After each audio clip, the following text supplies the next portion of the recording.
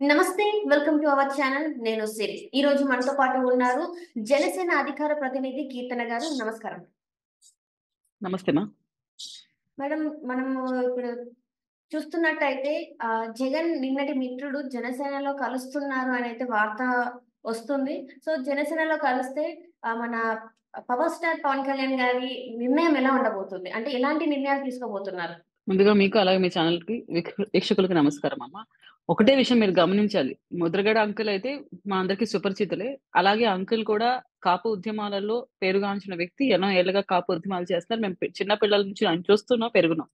కానీ హ్మ్. ఇక్కడ ట్విస్ట్ ఏంటంటే ఆయనకున్న ఒక వ్యతిరేక వర్గం కూడా ఉంది. ఎందుకంటే చెప్పాల్సిన టైంలో, మాట్లాడాల్సిన టైంలో వైసీపీ వ్యతిరేక విధానాలు తీసుకొనొస్తూ, కాపులని అన్యాయం చేస్తూ, కేవలం ఆ ఓట్ బ్యాంక్‌కి వాడుకుంటున్న టైంలో మాత్రం ముద్రగడ అంకుల్ హ్మ్. ఎక్కడ నోరిప్పి ఒక్క మాట కూడా మాట్లాడలేదు. ఎక్కడ కూడా ఆయన హ్మ్. ప్రశ్నలు సంధించిందల్లా జనసేన పార్టీ మీద, పవన్ కళ్యాణ్ గారి మీద మాత్రమే. కానీ ఇక్కడ హ్మ్. అటువంటి సందర్భంలో కూడా చాలా మంది ఆయనకు వ్యతిరేకంగా మాట్లాడి ఉన్నా కూడా పవన్ కళ్యాణ్ గారు ఒకటే స్టేట్‌మెంట్ ఇచ్చారు. పెద్దాయన ఆయన్ని పట్టించుకోకండి. ఆయన చూసి చూడనట్టు వదిలిపెట్టండి. ఆయన మాటల్ని మనము ఇచ్చేయకూడదు. ఆయన గౌరవించాలన్న ఇంటెన్షన్‌లోనే పవన్ కళ్యాణ్ గారు మాట్లాడారు. కానీ ఇక్కడ హ్మ్. ముద్రగడ గారు ఆలోచించాల్సిందేంటంటే, ఇప్పుడు కాపులందరూ ఒక మాటపైకి ఆల్రెడీ వచ్చారు. పవన్ కళ్యాణ్ గారిని గెలిపించుకోవాలన్న నిర్ణయంలో ఉన్నారు. ఇప్పుడు ఆయన పెద్దన్న పాత్ర పోషిస్తూ, ఆయన కూడా ముందుకొచ్చి ఆయన గౌరవాన్ని కాపాడుకుంటూ జనసేన పార్టీకి మద్దతు తెలపాలని అందరూ కోరుకుంటారు. అలాగే మేము కూడా ఆశిస్తున్నాము. ఆయన కాదు, కూడదు, ఆయన ఇష్టం అన్నా కూడా ఇక్కడ ఎవరు వ్యతిరేకించే వాళ్ళు లేరు. ఎందుకంటే ముద్రగడ గారు ఆయన కూడా ఒకసారి ఆలోచించి పెద్దన్న పాత్ర పోషిస్తూ పవన్ కళ్యాణ్ గారు ఆయన కోసం ఆయన సీఎం అవ్వాలన్న ఇంటెన్షన్‌తో అయితే అధికారం దక్కించుకొని జనసేన పార్టీని ముందు పెట్టాలన్న ఇంటెన్షన్‌తో అయితే ఆయన పోరాటం సాగించట్లేదు. రాష్ట్ర హ్మ్. ప్రజలకు మంచి చేయాలి. అందుకే కాపులందరూ పెద్దన్న పాత్ర పోషిస్తూ అన్ని కులాలకు సమన్యాయం చేసే విధంగా అడుగులు వేద్దామని ఆయన పిలుపునిస్తున్నారు. సో, ముద్రగడ గారు కూడా ఆయన మర్యాదను ఆయన కాపాడుకుంటూ ఆయన కులానికి ఆయన న్యాయం చేసే అవకాశం ఖచ్చితంగా వచ్చింది. ఆ కులంలో ఉన్న ప్రతి ఒక్కరు ఈరోజు ఐక్యతగా నిలబడి ఒక పార్టీని సపోర్ట్ చేస్తూ అందరూ ఆ వ్యక్తిని సపోర్ట్ చేస్తున్నారు. ఎందుకంటే హ్మ్. జరుగుతున్న అన్యాయము ఇప్పుడు కాపు కార్పొరేషన్ నిధులు ఏమవుతున్నాయి? కాపు కార్పొరేషన్‌కి ఇస్తానన్న జగన్మోహన్ రెడ్డి గారి మాటలేమైనాయి? అసలు ఈ ప్రభుత్వంలో కాపుల పైన జరుగుతున్న అఘాయిత్యాలు, అన్యాయాలు, అరాచకాలు ప్రతి ఒక్కరం చూస్తున్నాం. కాపు కులమనే రైట్. కాదండి. Everyone is sufferer in this government. అది గమనించుకొని జగన్మోహన్ రెడ్డి గారికి మన్నన తెలిపే వాళ్ళు తగ్గారు. పవన్ కళ్యాణ్ గారికి మన్నన పెరిగింది గాబట్టి ముద్రగడ గారు కూడా ఆయన ఆలోచించుకొని ఆయన మంచి డెసిషన్ తీసుకుంటారని నేను నమ్ముతాను. హ్మ్. అట్లనే ఇట్లేంటంటే ఇప్పుడు ముద్రగడ గారికి ఉభయ గోదావరి జిల్లాలలో వ్యతిరేకత పెరిగింది గదా! సో, ఆ వ్యతిరేకతని అంటే ఈ వ్యతిరేకతని తీసుకొని మన జనసేన అధినేత గారు ఎలాంటి నిర్ణయం తీసుకోబోతారు? అంటే ఆయన పార్టీలోకి ఆహ్వానించే అవకాశం ఉందా? లేకపోతే ఇంకా కొంచెం టైం తీసుకుంటారా? పవన్ కళ్యాణ్ గారు ఒకటే అమ్మాయి. మేము ఒకటే మాట చెప్తున్నాం. ఎవరైనా మా సిద్ధాంతాలకు నచ్చి, మా భావజాలాన్ని మెచ్చి, పవన్ కళ్యాణ్ గారి ఆశయాలకు అనుగుణంగా పనిచేస్తూ ప్రజలకు మంచి చేయాలంటే ఎవ్వరికైనా పార్టీలో ఆహ్వానం ఉంటుంది.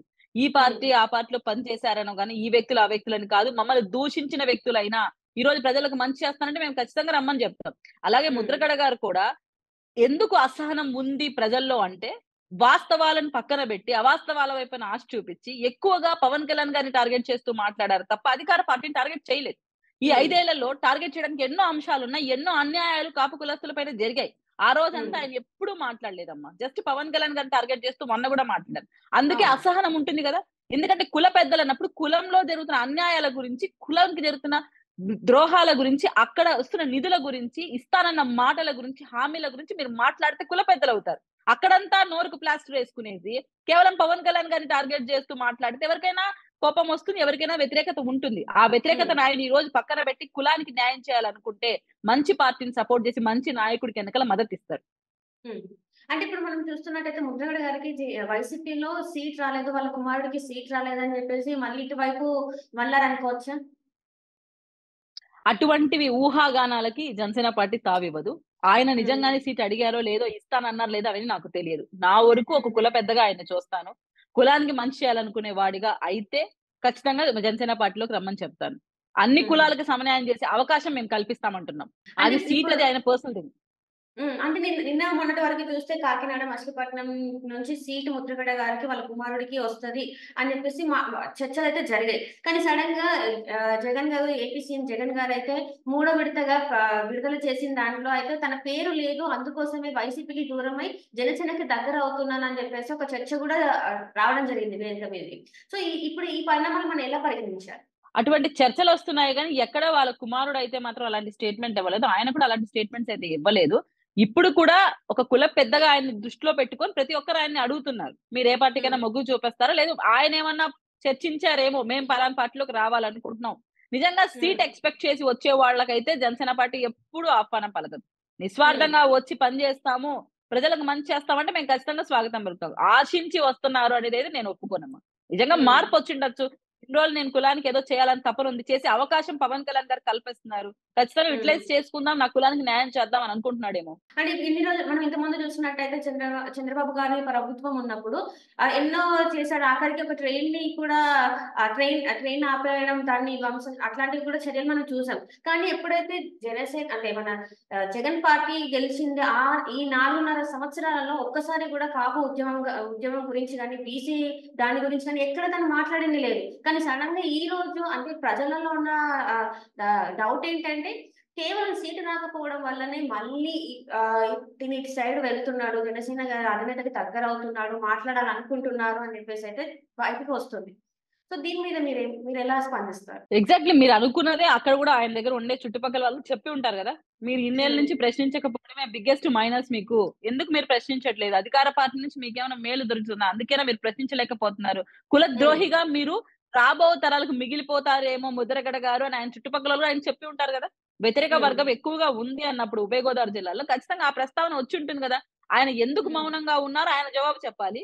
ఇప్పుడు ఎందుకు హ్మ్. బయటకొచ్చారు? నిజంగానే సీటు కోసమా? లేదా నిజంగానే ప్రజలకు మంచి చేయాలి, కులానికి న్యాయం చేయాలని వస్తున్నాడని ఆయనే చెప్పాలి. అది ఆయన హ్మ్. బయటకొచ్చి ఆయన వ్యక్తీకరించే వరకు మనం చెప్పలేము, ధృవీకరించి మాట్లాడలేము. కానీ హ్మ్. ఒకటి మాత్రం మనం ఖచ్చితంగా ఒప్పుకోవాలి. ముద్రగడ గారిని అభిమానించే వాళ్ళు ఎవరైనా ఉన్నా ఒప్పుకోవాలి. ఈ 4.5 సంవత్సరంగా కాపు హ్మ్. కులానికి జరుగుతున్న అన్యాయం గురించి కానీ, నిధుల గురించి కానీ, కార్పొరేషన్ గురించి కానీ ఎక్కడ కూడా ముద్రగడ గారు ప్రభుత్వాన్ని ప్రశ్నించలేదు. ఆయన రైట్. సైలెంట్ గానే ఉన్నారు. అది ఎందుకో ఏంటో అది ఆయన జవాబు చెప్పాలి. హ్మ్. అంటే ఎందుకనుకుంటున్నారు? తనకు అనుకూలంగా ఉంటది. వైసీపీ అనుకూలంగా ఉంటది గాబట్టి, సో, వైసీపీ వాళ్ళు నన్ను పార్టీలోకి తీసుకుంటున్నారు కాబట్టి, అందుకే సైలెంట్‌గా మాట్లాడకుండా ఉంటే మంచిది అనుకోని ఉండుంటారా? అది మీరు ఆయన్నడగాలి. మీరు మైక్ తీసుకొనెళ్లి ముద్రగడ గారు మీరెందుకు సైలెంట్‌గా ఉన్నారు 4.5 సంవత్సరంగా? అసలు కులాన్ని పెద్దగా అనుకున్నప్పుడు కులానికి ఎందుకు అన్యాయం జరుగుతుందో ప్రశ్నించలేదు. ఈ రోజు హ్మ్. బయటికొచ్చారంటే వ్యక్తిగత స్వార్థం కోసమా? లేదా నిజం కులానికి న్యాయం చేయడం కోసమా? జనసేన హ్మ్. పార్టీకి మక్కువ చూపిస్తున్నారంటే ఎందుకు అని ఒకసారి మీరు అడిగితే వాళ్ళు ఆన్సర్ చేస్తారు. నా హ్మ్. పరిధిలో ఆయన కలవాలనుకుంటున్నారా? రావాలనుకుంటున్నారా? అని ఊహాగానాలకు నేను ఆన్సర్ చేయలేను. నా హ్మ్. వరకు వస్తే మంచిది. హ్మ్. రాకుంటే ఆయనకున్న ఇంకా వ్యతిరేకత పెరగొచ్చు అంతే. హ్మ్. అంటే ఏంటంటే ఇప్పుడు చూస్తున్న పరిణామాలు చూస్తే వైసీపీ నుంచి చాలా మంది అసంతృప్తులైతే జనసేన గాని, టీడీపీలోకి రావడం చూస్తున్నాం మనం చాలా మంది. సో, ఇంతమందిలో వీళ్ళు అనుకున్నట్టు వీళ్ళకి అసలు టికెట్స్ అనేవి వస్తాయా? లేకపోతే పార్టీలో జస్ట్ ఒక కార్యకర్తలాగా ఉండకపోతే ఎందుకంటే ఎమ్మెల్యేలు రాజీనామాలు చేసేసొస్తున్నారు. చాలా మంది ఎమ్మెల్సీస్ కూడా మనం చూస్తున్నాం. వచ్చి జనసేనలో జాయిన్ అవుతున్నారు. వీళ్ళందరికీ మళ్ళీ వాళ్ళు అనుకున్న స్థాయిలో టికెట్లు వస్తాయా? లేకపోతే ఒక కార్యకర్తలాగానే ఉంటారా? ఎలా పరిగణిస్తారు వీళ్ళని? ఫస్ట్ మన పాయింట్ ఆఫ్ వ్యూ మారాలి. ఎందుకంటే వస్తున్న వాళ్ళు వైసీపీని వ్యతిరేకించి వస్తున్న వాళ్ళు సీట్లు ఇవ్వకపోతేనే వస్తున్నారా? ఫస్ట్ హ్మ్. ఈ కోణంలో ఒకసారి వాళ్ళతో మనం మాట్లాడితే అర్థమవుతుంది. వాళ్ళెక్కడ సీట్లు ఇవ్వకపోతే వస్తున్నాం అనే మాట అనట్లేదు. హ్మ్. వాళ్ళేమంటున్నారంటే ముఖ్యంగా మీరు గమనిస్తే ఇక్కడ వైసీపీ వ్యతిరేకత విధానం జరుగుతా ఉంది ప్రజల్లో. తీవ్ర స్థాయిలో తిరుగుబాటు ప్రజల్లో ఉంది. ప్రజలు మార్పు కోరుకుంటూ జనసేన, టీడీపీ కూటమికి ఓటెయ్యాలనుకుంటున్నారు. కానీ హ్మ్. పవన్ కళ్యాణ్ గారిని, చంద్రబాబు నాయుడు గారిని ప్రజలకు దూరం చేసే ప్రయత్నం జగన్మోహన్ రెడ్డి గారు చేస్తున్నారు. ఇక్కడ తప్పు ఎవరు చేస్తున్నారంటే జగన్మోహన్ రెడ్డి గారు అందరికి అర్థమవుతుంది. కానీ మార్పులు, చేర్పుల విషయంలో ఎమ్మెల్యేలను మారుస్తున్నాడు, ఎంపీలను మారుస్తున్నాడు. హ్మ్. మారాల్సింది ఎవరు? జగన్మోహన్ రెడ్డి గారు. సో హ్మ్. వాళ్ళకక్కడ బాధేస్తుంది. మాకివ్వాల్సిన నిధులు, మాకివ్వాల్సిన ప్రోత్సాహాలు ఇవ్వకుండా మేము నియోజకవర్గ స్థాయిలో ఫెయిల్ అవుతుంటే, నువ్వు పైన కూర్చొని జగన్మోహన్ రెడ్డి గారు రాజారెడ్డి రాసిన రాజ్యాంగాన్ని అమలు పరుస్తూ సజ్జల గారి ఇన్‌స్ట్రక్షన్స్ మీద కార్యవర్గం పనిచేస్తుంటే, మేమిక్కడ నిర్వీర్యం అయిపోతున్నాం. ప్రజల దగ్గర మేము చివాట్లు పడుతున్నాం. So right. మాకెందుకు ఈ కర్మ? ఇటువంటి పార్టీలో మేమెందుకు ఉండడం అని చెప్పి వాళ్ళు రూలింగ్‌లో ఉన్న పార్టీని వదులుకొని మన దగ్గరికొస్తున్నారు. అంటే మా పార్టీలో హ్మ్. జాయిన్ అవ్వడానికి వస్తున్నారు. సో వాళ్ళు పదవి హ్మ్. కాంక్షతో వస్తున్నారని మాత్రం తప్పు. ప్రజా హ్మ్. వ్యతిరేక విధానాన్ని ఇంప్లిమెంట్ చేసిన జగన్మోహన్ రెడ్డి గారిని వ్యతిరేకిస్తూ వస్తున్నారు. హ్మ్. అది గుర్తుపెట్టుకోవాలి. రైట్. Right madam. మీరు మాతో పాటు జూమ్ కాల్‌లో వచ్చినందుకు మీకు ధన్యవాదాలు.